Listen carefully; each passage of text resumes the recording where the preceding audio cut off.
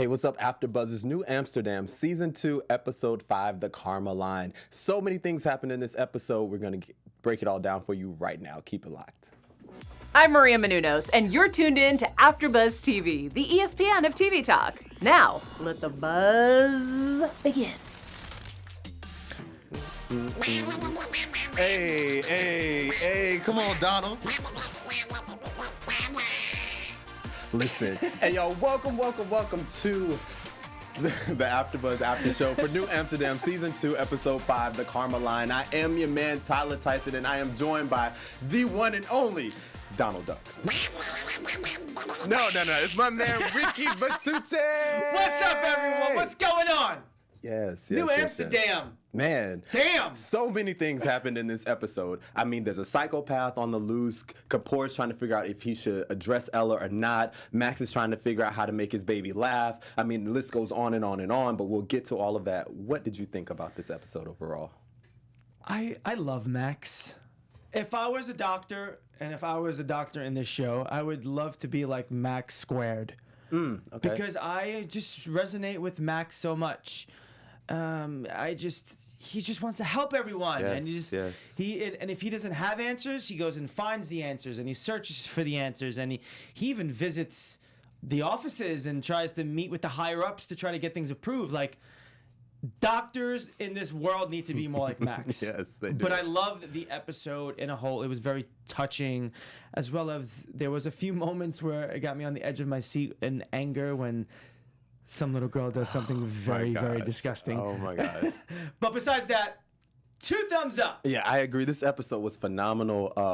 I love the fact that every episode doesn't get you to the point of tears, but it's beautifully written. Of course, the acting is phenomenal, but it does still take you on a roller coaster. Yeah. But it's a different roller coaster every time. And so that's what I love. And we will definitely address what moment got both of us heated while we were watching the show. Like, we literally started sweating. Literally started sweating. So we'll talk about that later. First, I want to start things off with Dr. Kapoor and Ella.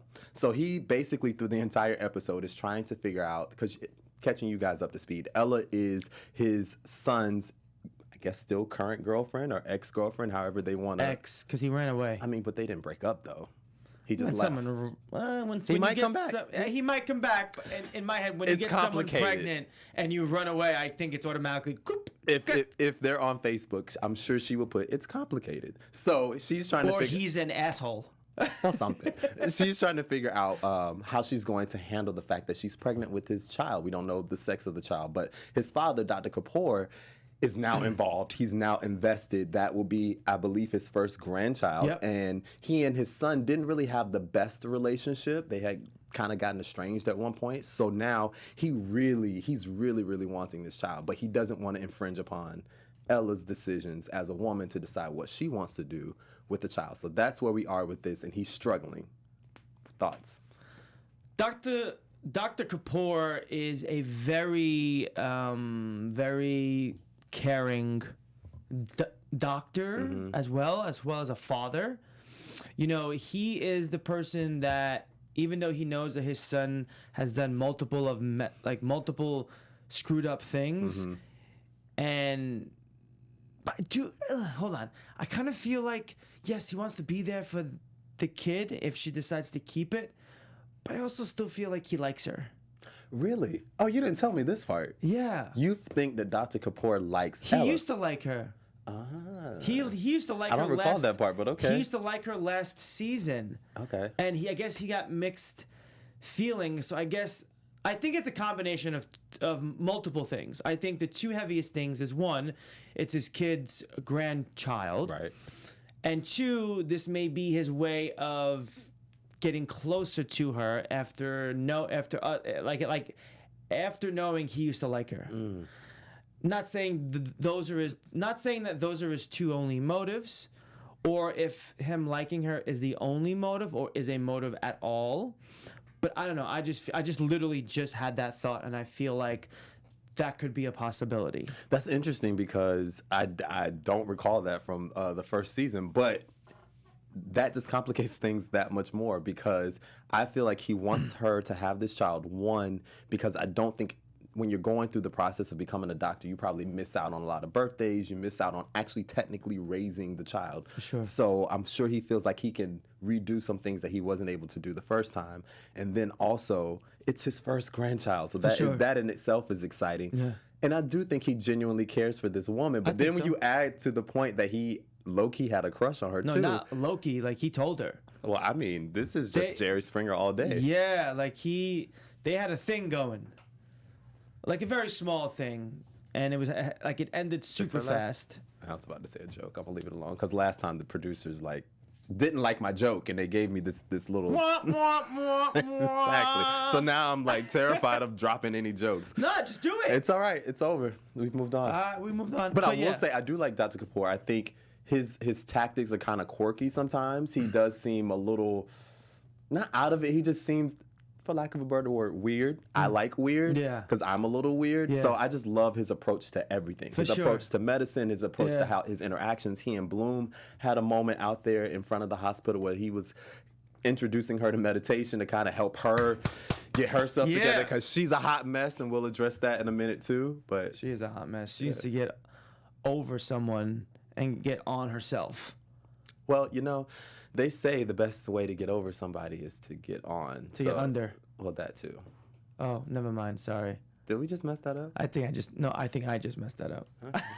Well, hopefully there's no kids watching. Well, let's go to a land far, far away, the Karman line. I had no idea that this thing even existed. I didn't know it was a term. Yeah. So basically, the Karman line, which is the name of the episode, is the line where Earth ends and space begins. So in this episode, there was an astronaut. Her first name was Mackenzie, and she came in for what they thought was just not a checkup, but her bladder leaked. But it was nothing that they were just like distraught over. So they were kind of doing like a little checkup to see what is going on. Is this something serious? Because she was due to take off in so many weeks. 56 days, I think she said. To go into space. And you guys know that as an astronaut, they have to go through a rigorous training program. They have to go through rigorous medical evaluations because your body has to endure this traumatic experience to enter and, to leave and come back into our airspace. So that must be so cool. I always low-key wanted to be an astronaut so bad. I don't want to be an astronaut. I just want to go to space. Oh, I wanted to be one so bad. When I become a gajillionaire, I'm going to go to space. Okay, Lance Bass, you're going to buy your way in? Absolutely. $275,000 ticket. Oh, that's all?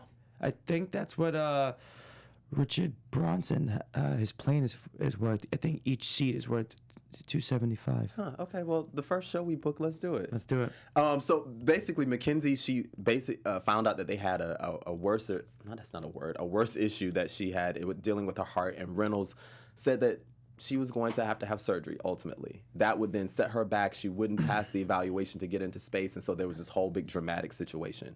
Thoughts?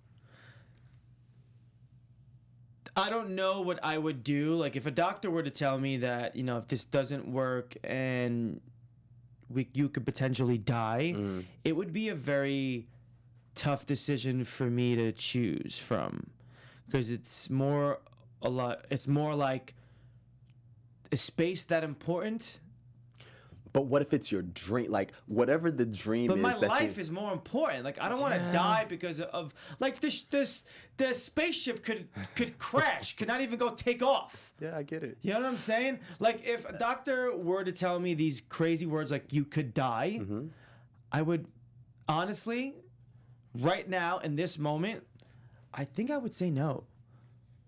It wouldn't be an easy... See, my thing is, I'm looking at it from the aspect of an athlete or someone that has worked their entire life to do whatever this thing, fill in the blank thing is, whether it's become a professional athlete, go into space, be a doctor or an attorney, whatever it is. I've committed my life to this. I've worked my ass off, practicing since I was a baby, like all of this stuff, only to get to the point where it's just about to happen, and you tell me either I take the risk and continue on what I've been trying to do all my life, or I have to give it up. I don't think that's an easy decision. Just be like, you know what, I'll stop. No worries. No, it's definitely not an easy decision. However, maybe that's just God giving you a sign.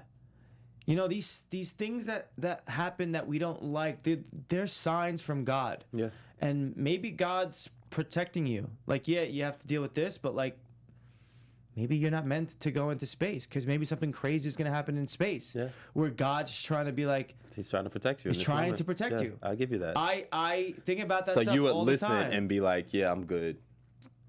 I would have to think about it. I would honestly have to sit with it and be like, do I feel like, I would honestly just have to feel it out. Yeah. It's hard for me to say now. I would honestly have to put myself in the situation, put myself in those shoes, and just listen to my gut and my thoughts and just ask the universe if it's meant to be. Well, the crazy thing is Mackenzie didn't do that. Mackenzie made the shotgun decision. She's crazy. She's like, oh no, we're doing it this way. This is how it's going to go. She didn't even really consult her husband. And so Dr. Reynolds and her husband, I don't recall his name, but Dr. Reynolds and her husband had a moment outside. And basically Reynolds, in his own way, asked, how could you be with someone that loves their career and their dreams and their goals more than they love you? Have you ever been in that situation? Or what would yeah. you do? What did you do in yeah. that situation? I'm going to make a long story short. Okay. Was dating this girl for, I don't know, 5 months, but it went really hot and heavy fast. She met moms. Things were going great. Then all of a sudden, after going on the 3rd month, she just started acting weird. And she told me that she got, in the beginning of the year, she applied to be on to The Bachelor, and she got picked. So she went on to The Bachelor instead of me. I'm sorry. Wait. I got left for a freaking virgin. Wait, I'm sorry. Wait, this is news and gossip already? How did we get here? Are you serious? Swear to God. Wow, so you dated technically a bachelorette. Yeah. Oh, Yeah, okay. she didn't go far. But Uh-oh. I liked her, and I knew that she liked me a lot too, and she chose her career over me. And how did that make It hurt. make you feel? It hurt. Could you do that? Could you be with someone that was that into their career again? Yes, it's okay if you're in your career, but don't hold crucial information from me. Like, I introduced you to Mom, and you don't mean to tell me like Yeah. you have this lingering. It didn't just spring about no way. She knew about Because this. there's a whole process. Yeah. Yeah. So I want to know more, but we have to Yes, move on, yes, and this yes, isn't the Ricky show. I want to know more about this. I'll tell you. So that was that situation, and then we're gonna jump along and go on over to Bloom. We brought her up not too long ago. She finally had a session with Parsons. We didn't get to Kinda-ish. Well, kinda-ish. We didn't She get just to looked at see. Yeah, we didn't get to see what happened in this session, but she did have a session with Parsons. Where do you think that's going? Well, they were both in the same meeting. And it was an NA meeting. So I think they have common ground here. I think Parsons was an Like an addict at one point or addict something? Okay. for drugs. I mean, there's no other reason why That's he would true. be there. Like, That's he's true. not sitting next to her supporting her. Yeah. Like, he was across the circle. And So he I wasn't feel- running the joint. And he wasn't, no. Okay. So I feel like maybe, and the look that she gave to him, I just think she's probably just like, wait a minute, we have something in common. I feel that they're a good match together. They are. Because they're going through the same things, so they understand each other. Let us not forget Whitney Houston and Bobby Brown. Like, sometimes when you're These two... are doctors. These aren't They're artists. addicts.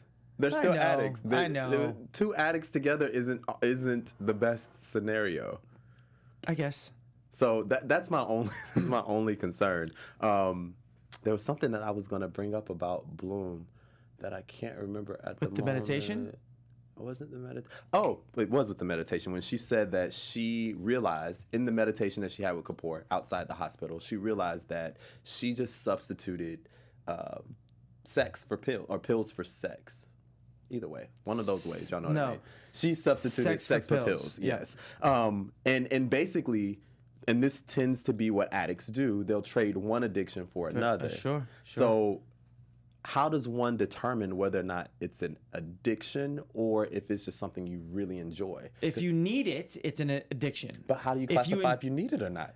If you can't live without it. But once again, how do you know you can't live with? Maybe I just really want it. Like, if I just really want sex in this moment, sure, I could live without it. I'm breathing. I can go on. But I just really want it, and nothing's keeping me from doing it. Does that make me a sex addict? If you can't go a day without it, then you're addicted to it. Ha! if you can't go a day without it, So that and means you I'm literally addicted have to. That means I'm addicted to water. That means I'm addicted to. No, I mean those are essentials for life. I'm talking about like sex is not like something that people need. It's a way to produce, to make new life. What do you need to live? So yes, I guess everyone is addicted to water. Actually, not even everyone. For those of you who are smart and like to hydrate, water is something. Oh, this show just took a left turn. Okay, Whoa, left put it turn. back on track. The biggest thing that took place in this episode for me. Actually, before we even get into that, Ricky, tell the people more about our show. Tell them how they can get involved. Tell them how to subscribe, like us, rate us, all of that stuff. So we love you, and we love you so much that we want to say thank you because you made us the AfterBuzz, the ESPN of TV talk. Absolutely. So I just want to say from the bottom of my heart, from the bottom of all of our hearts, we love you. And since you are watching this, and if you have not yet, click the subscribe button below, like and comment on this episode. And since you are listening to us on our podcast, if you haven't already, subscribe, rate us 5 stars, comment, let us know your thoughts. We love good feedback and harsh feedback because we like to know what we need to improve on. So we're not perfect. Nope. We want to make the show better for you. So let us know. And I just want to say again, we love you. Yay. Come on. Well, you know, something else that took place, speaking of love and happiness and children, we're getting there. Max confronted the insurance company, and he confronted the insurance company in a way, of course, is unorthodox because it's Max. Yeah. He literally went to said insurance company and met with Anil, and Anil was just this representative who had like a fancy title, and he was trying to get him to change the woman's policy. I can't think of her name at the moment, because she basically had been diagnosed with a form of cancer, and she had to have a full hysterectomy. Ovarian cancer, I believe. And she had to have a full hysterectomy. Yeah. Otherwise, the cancer would eat up her body. And her dilemma was that she wanted to have children. She's always wanted to have children. And her sister had said that she would be the surrogate. But the insurance company decided that they abruptly decided, out of the blue, in a day's time, decided that they were no longer going to cover surrogacies. So she's confronted with the issue of, do I have this hysterectomy to save my life, or do I take my chances that I'm just going to try to have this baby and outlive the cancer? So that was that situation. So Max goes to Anil. Anil says, there's nothing I can do. He brings Anil to the hospital without even telling him what he's about to do. And he confronts Anil and the woman's name that I will pass. And basically, Anil kind of like tells him off and runs out. What did you think about, what do you think about, I know what you think about insurance companies. Tell these people what you think about insurance companies. I think it's a waste. Unless you're really sick all the time, then if you're healthy, you don't need it. There should be because like I pay like $180 a month. Health insurance? Yeah. Okay. And that's good. Yeah. And I'm fully that's really covered good. fully. Mine is And I like pay $2-something. $20 in like co-pays. But I'm never at the doctor's office. I go for a physical, I go for blood work, I go for here and there. Like, I mean, unless you really need it, it's good. But I don't know. I just feel like these insurance companies, it's like I had a boss. I'll make a long story short. I had a boss. And I guess you can only really do this if you have money. The rich people don't really have insurance. And there's a reason why. You know what I'm saying? Like, there's a reason why. Because one, I guess the top-notch doctors in the world are not covered under most insurances. They take cash only. And two, they have the money to pay for the emergency. They the do. whole point of it is like if an emergency arises, They we have don't the have money the to we pay don't have for the it. $10,000 on just in Right. a bank to go get it. that's why you need insurance. They for they those have who it. don't have it. Yeah. So For they have those- insurance on their money as opposed to having insurance on themselves. Right. So yeah. if you have money, you don't need it. But if you don't have money, then of course you need it for your health. So I don't know. There's I contemplate, should I keep mine? Because I'm never really sick, but God forbid it's a peace in of an mind. emergency. It's paying for a peace of mind. I don't want to have to Yeah. shell out $10,000, $20,000 Exactly. that I don't have. The crazy thing is, so in my short life, I had right after college, I got a job with the insurance company that I cannot say anything about. But I can say the way that Anil was talking and saying how I have this fancy title, but there's literally nothing I can do. Same thing. I feel you. I had this amazing title. The pay was great. Office and arguing with attorneys and all to, like they were talking about in the show, save the company money. There were so many times when the claims would be denied and you would like in your mind be like, this is so bogus. But what do you do with this title? There's nothing I can do. So I totally got what Anil was saying. Later on in the show, though, Max comes in, he gets escorted out of the insurance company because he, of course, just showed up, didn't let anybody know that he was coming. And Anil then goes on and speaks. Max does go and meets with Anil's boss, and she basically says, oh, well, you know what? Because Max tells her that you are willing to pay for a procedure that's 10 times more expensive. Like having a uterus transplant is 10 times more expensive than just paying for the surrogate cost. And she was like, "Oh, well, you know what? You make a great point. So why don't we just cancel So spiteful. that also?" And so, long story short, Neil then talks to a trustee, and they make sure that in this one case, and this is the thing that I don't like about the show, it's always just the one case. Like they expose the problem, but they never really fix the problem. They just fix it for this one case. I mean, I get what you're saying, but they technically can't. That's way too know. many cases. It's a show. I know. It's not real life. But I want them to fix the problem. I mean, they did For that one person. For that one person. A TV show.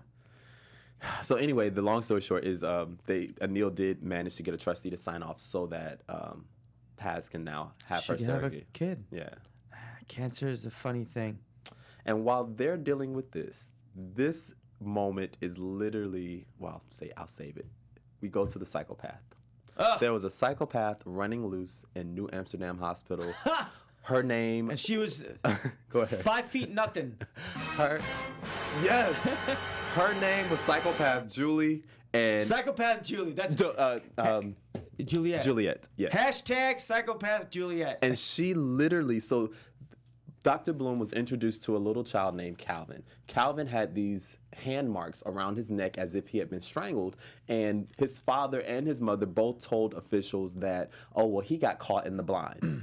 And the moment they said this, I turned to Ricky and I was like, who gets caught in the blinds? How is that even possible? Go on to find out that there were hand marks. And the dad said that he did it. The mom said that she did it. They both obviously didn't do it because the hand marks are too small. Come to find out, it was The Juliet. sister. And she is a psychopath because she basically manipulates situations. And people. She does it intentionally. She's very callous. She has no remorse for anything that she does. Her whole thing is about winning in competitions, and she wins so that you lose, and she enjoys making you lose. She literally has no empathy. None whatsoever. Zero. And this whole storyline was a struggle for me because I absolutely love kids, and I believe that kids are the manifestation of love, and they have to be tainted. Otherwise, they are just the purest form of love that we can experience. And I struggled with this girl because I was just like, you know what, throw her away. Like, there's nothing that can be done. My patience can't even go through all of this. Tried a whole bunch of games and different things. And one of the games, which is what got Ricky and I heated to the point where we were literally sweating. I had to off my shirt. She spat in his face, in Dr. From's face, just to win the game. Yeah. The hell? Yeah, you know, I think that if there are kids like this out there and there are parents watching this, change their diet and see if that helps. I feel like that'll help out tenfold, at least somewhat. Some of it, yeah. As well as taking the kid for therapy. Do not put the kid on medication. That's not going to help anything. It was tough to see that there is such a young girl at this phase of her life acting the way she is. You don't want to see that, especially a kid spitting in another adult's face or in another human being's face. That's like that's like the bottom of disrespect. That is the worst thing you can ever do to someone. Like, to spit in someone's face, like, If that was a dude, like, we're fighting immediately. Fine, I'm punching you, the 11-year-old kid, right in the face. Like, no, I'm I'm kidding. flipping I would over. never touch a child. I think what would have happened in that moment, I would have had to leave the room. Like, I would have probably thrown some things. I might have flipped the desk over or something. But That's tough. that yeah. I've never been spat on like that. I would have been shocked. Honestly, like, I'm trying to put myself into his shoes. I would have honestly been so shocked that I don't even know how I would have reacted. I would have probably been upset. But if I'm a therapist, you have to have patience. Because you're dealing with kids that are not, quote unquote, normal. Yeah, and so with this story, I feel like there wasn't really a resolve because Dr. Fromm, he basically he didn't trick her, but kind of tricked her into playing the game on what he called expert level. Yep. And with expert level, instead of doing what you can to Make the person lose, you have to do what you can to make the person win. No, you have to do what you... If you make them lose, you can't tell them that they lost. That's what it is, yes. So you can't, it's not that you let them win, it's that you just don't point out the fact that they lost. Yeah. And she did that. She's very good at it. Beautifully. The girl, we didn't look at her name. We didn't look at her name, but she's a phenomenal actress. Yeah. Like, she really played that role really well. She did so well that she made the Calvin character seem like they literally pulled him off the street. Like, he seemed like a horrible actor. Yeah. Sorry, but he did. It's okay. Compared to her. Well, I mean, she's very good. So basically, she did that. She did exactly what Dr. Fromm asked her to do. And then when she walked out the door and everyone was impressed, she mouthed to, I won, is what she Ah! And then he's like, the devil child. Yeah, where's the music? The devil child, right? That part. That's what that seems like. Yeah. I don't even think the parents know. At least we didn't. They didn't go deep into about it, but I mean, if you see, well, maybe not. I'm just saying, change your diet. It's chemical imbalance. You start cleaning out that kid's body, guarantee you, I'm a living testament of it. So you're saying she's blocked up? She's blocked up. She's had all sorts of stuff. Stop eating the candies. There you go. Well, it is time for our special segment. Yeah, biohacking. Yes. Woohoo! My favorite part of Same here. the show. What am I going to learn today? I am a biohacker in the making. Every single day I'm learning some new tips for everyone. And the tip this week for biohacking is breathing exercises. Okay. It's called box breath.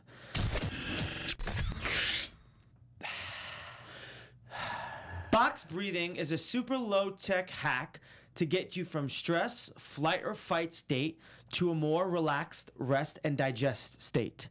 You can practice this anytime, anywhere without looking too crazy. You simply inhale to the count of 5, so hold for a count of 5, and then you exhale for a count of 5. Question. Am I inhaling through my mouth or my nose? And It just says inhale. Okay, so however. Okay, cool. Let's do it. And then you repeat this until your heart rate has slowed down and you're in a more relaxed state. So for those of you who have high-paced jobs, stressful days, do this breathing technique. Like, breathe in for a count of 5, hold for a count of 5, and let go for a count of 5. And keep doing this until you feel yourself not being so on edge, not so angry. So before you react when someone makes you angry, you do this. And I could almost guarantee that it'll stop you from reacting in a way that you're going to regret a half hour after. Yeah. So I have started a breathing technique from Wim Hof. He is an amazing guy. I do this every morning. I do 3 to 4 rounds of 30 to 40 deep breaths. So this basically why you want to do this.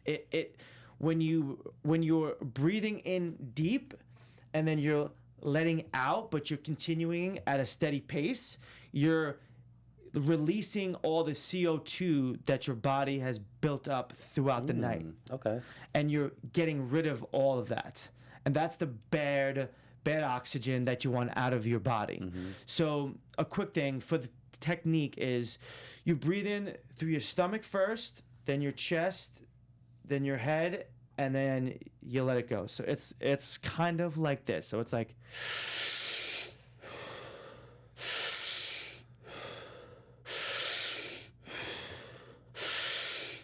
So you do this 30 to 40 times, your head starts getting all Light, yes. lightheaded. I start getting these like tinglings in my arms, and I hold. So at the count of 40. So after I've done that breathing 40 times, on the 40th time I let go all the way, and then I hold my breath for anywhere from 1 to 3 minutes long. Oh. I've gotten up to 4.5. After you've let all the air. So like, and then you hold your breath. Oh wow.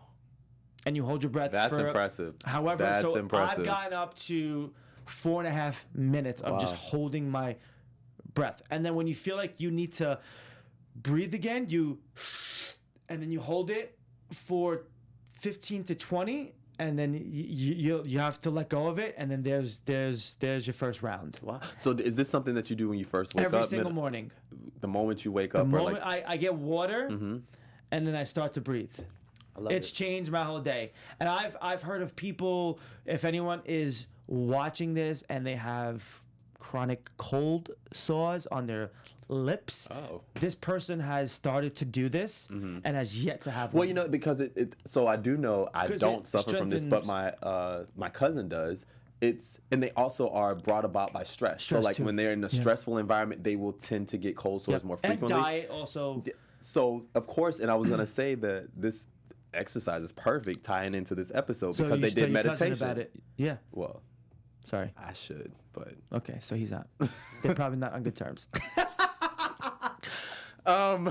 so Scratch that. Scratch. But so this whole episode they were talking about meditation. Yeah. And meditation and breathing go hand in hand. Hand like in that, hand. they are so It's- crucial. Yeah.